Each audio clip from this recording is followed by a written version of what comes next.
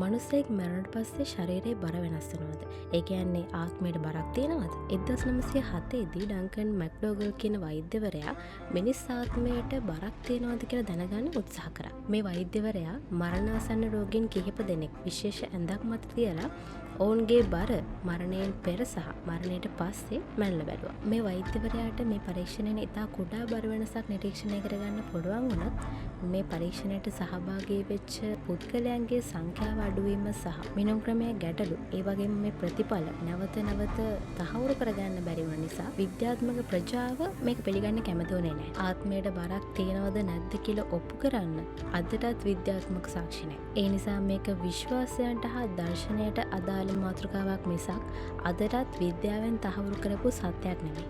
ඉතින් මේක අදටත් කුතුහලය දනවන විද්‍යාත්මක රහසක්.